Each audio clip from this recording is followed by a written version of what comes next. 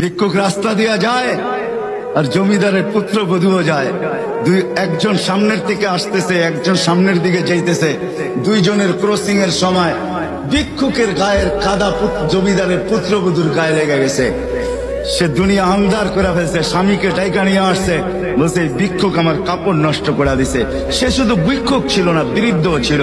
বৃদ্ধ ছিল না শুধু, জীর্ণ ছিল, শীর্ণ ছিল। শরীরে কাপড় ছিল না, ফাটা চিরা কাপড় ছিল।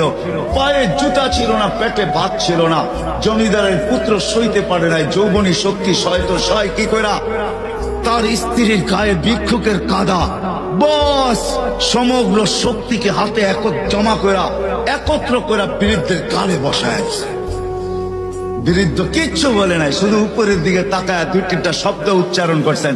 শব্দগুলা হলো ইয়া মাল্লাহ তারা হলো ওয়ুন, ও আল্লাহ চোখে দেখা যায় না। ও তারা কুল্লা শাই, তুই সব দেখিস। ফারা তারা মা বি, তুই কি দেখিস না আমার সাথে কি ঘটতেছে? এটা কি দেখিস না?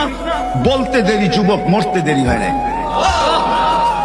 জমিদার চলে আসছে, প্রতিশোধ নিবে। বৃদ্ধের একদিকে মুস্কি হাসি, একদিকে বলতেছে প্রেমের খেলা এমনই হয়। জিজ্ঞাসা করছে কিসের প্রেমের খেলা রে? বলছে ওর প্রেমিকার গায়ে আমার কাদা লাগছে, পায়ের কাদা লাগছে, ও সইতে পারে নাই। যৌবনী শক্তি দিয়ে আমার বৃদ্ধ গালে বসায় দিছে। আমাকে একজন ভালোবাসে, সেও সইতে পারে না, সেও সইতে পারে না। ও তো থাপ্পড় দিয়া খেলতো, সে জান নিয়ে নিছে, জান।